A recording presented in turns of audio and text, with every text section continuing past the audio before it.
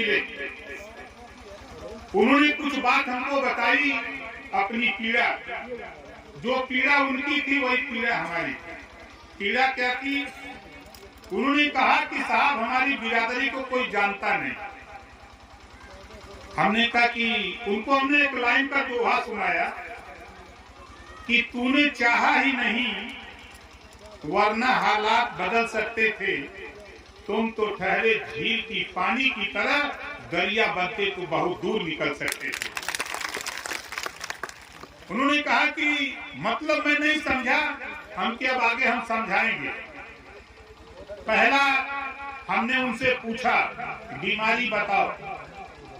उन्होंने कहा कि हमारी बिरादरी को कोई जानता नहीं, यहाँ बैठे हुए आए हुए लोगों आप बताओ, सन 52 से चुनाव हो रहे हैं, विधानसभा के अंदर पहली बार बंजारा समाज पे अगर कोई चर्चा किया तो ओम प्रकाश राजभर ने चर्चा किया था। बोलो सही है कि गलत है? किसके कहने पर किया?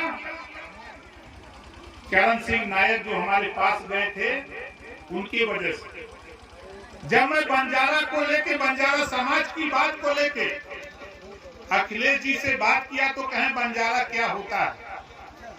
ये हमारे गिरीश जी यही बहुत और दिलवाते थे, ये बहुत और दिलवाते थे।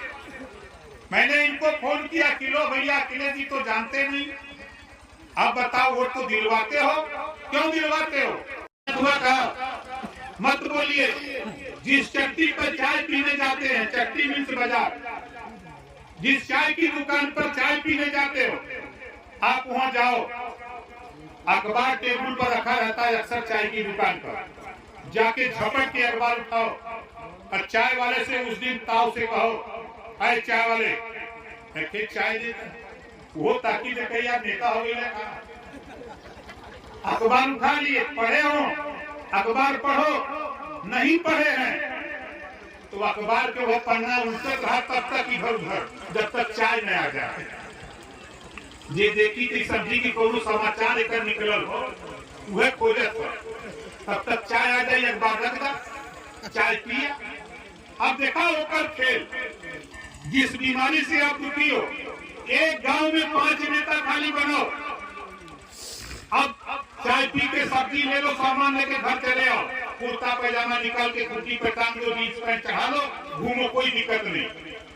अब आपके गांव में कोई विवाद होगा, सिपाही जी दरोगा जी जो चलो न थाने से चौकी से, तब फरकवा पूछा लगी गौवा में के नेता हो, फरकवा पूछा लगी गौवा में नेता बायन। जब नेता ना बायन तो गाली सुनोगे, अगर बता देगा कि 5 नेता हैं, वही सिपाही दरोगा जाके कहेंगे कि नेताजी देखा दरखास्त आई बा, एक समझौता करा नहीं, पकड़ के हम जेल ले जाओ, थाने ले जाओ। बोलो इस बात में दम है कि नहीं? आप बताओ कितना जने नेता बन गए?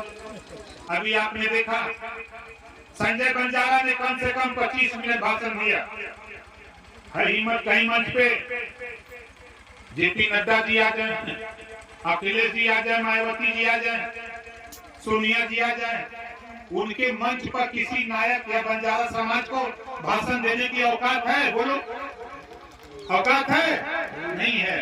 लेकिन यहाँ हमारे मंच पर हर समाज की जहाँ जहाँ जिस तरह का सिचुएशन, हर समाज को मौका दिया जाता है कि आप अपने समाज की बीमारी को पकड़ो, हमको बताओ, उसके इलाज के लिए चाहे तहसील की समस्या हो, थाने की हो, जिले की हो, जो भी समस्या जिस तरह की होगी, हम लोग मिल करके लड़ाई को आगे बढ़ाएंगे। और एक बात आप सुन लो भाई, ये बात मैं आखिरी बात कह रहा हूँ, मैं ऐसा नेता जिद्दी हूँ भाई। मैं मिनिस्टर था, रसड़ा में एक इंस्पेक्टर साहब थे, बेचारे एक नेता को हमारे कुछ सही लड़ाई बात लेके गया, उसको डांट दिया और अब शब्द बोल दिया। मैंने इनर और टी शर्ट पे ही पहुंच गया थाने में, दरखास्त लेके लाइन में खड़ा हो गया। ताली बजा के इस बच्चे का स्वागत करिए और ऊपर करो बाबू, हाथ पकड़े रहो, जोरदार ताली बजा करके देखा, ताली घर नहीं बज रही है। इस बच्चे का मनोबल देखो, हौसला इसका देखो। बहुत बहुत बधाई आपको बाबू। और देखो, आप लोगों से कहूंगा, माताओं और बहनों, नौजवानों, पिता तुल बुजुर्गों, देखो, बेटा बेटी को पढ़ाओ। बेटा पढ़ाओगे तो एक परिवार सुधरेगा, बेटी पढ़ेगी तो दो परिवार सुधरेगा। बेटी जब तक मायके में रहती है, माँ बाप भाई की सेवा करती है। बेटी की शादी हो जाती है, जब ससुराल जाती है तो सास ससुर की सेवा करती है। इस नाते दो परिवार सुधारती है। कभी बेटा बेटी में भेदभाव मत करना। जितनी ऊर्जा ताकत बेटा को पढ़ाने में लगाते हो, उतनी ताकत ऊर्जा बेटी को भी पढ़ाने में लगाओ। यही हमारा आपके लिए सुझाव और निर्देश। बोलो, कितने लोग इस बात को मानोगे? जरा हाथ उठाओ, देख लो। जो लोग अपने बेटा बेटी को स्कूल नहीं भेजेंगे, जो लोग अपने बेटा बेटी को स्कूल नहीं भेजेंगे, पैसा नहीं है मत प्राइवेट भेजो, सरकारी स्कूल में भेजो। अब धीरे धीरे सुधार हो रहा है, हम लोग भी सुधार की दिशा में लगने वाले। सरकारी स्कूल में भेजो। नहीं भेजोगे, ये सोच लेना, ये ओम प्रकाश राजभर एक कानून बनवाऊंगा। जो गार्जियन, जो माँ बाप अपने बेटा बेटी को स्कूल नहीं भेजेगा, ऐसे माँ बाप को जेल भेजने का भी कानून बनाऊंगा। बोलो, कितने लोग चाहते हो?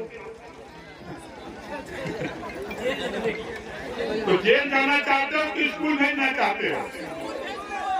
कानून चाहते हो तो देखो, कानून बनेगा तो आप ही परेशान हो जाओगे। पहले तैयारी करो और कानून तो हम बनवाऊंगा। ये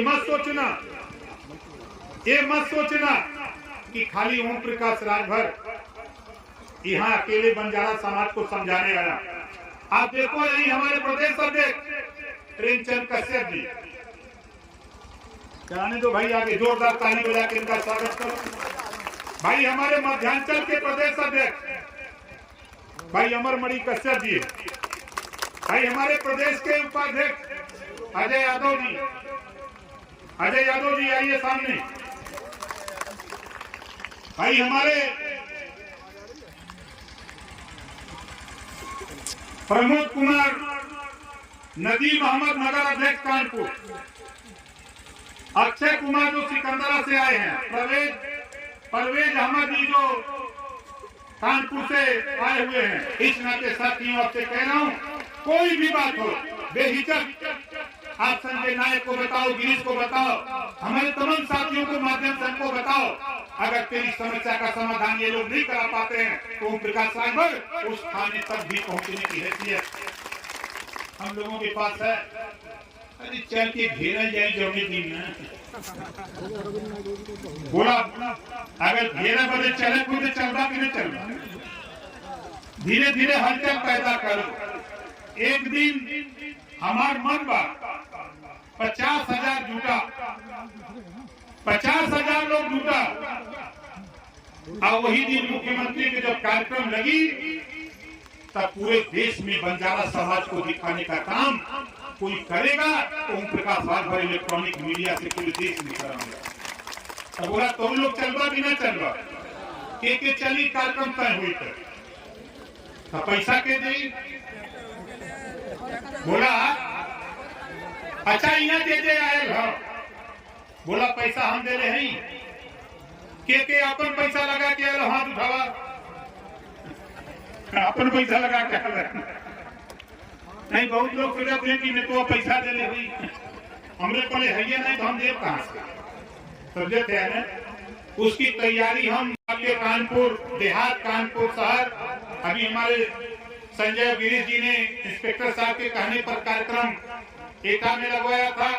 हम हर जिले में खोज करके जो जातियां उपेक्षित हैं, चाहे कश्यप हो, चाहे बंजारा हो, चाहे बहेलिया हो, चाहे आरक हो और कबंसी हो, चाहे कोई भी जाति हो, हम उसको आज पाल प्रजापति की इतना हो, कश्यप का इतना हो, गिनती नहीं, हम उनको भी आगे ले आने का प्रयास कर रहा हूँ।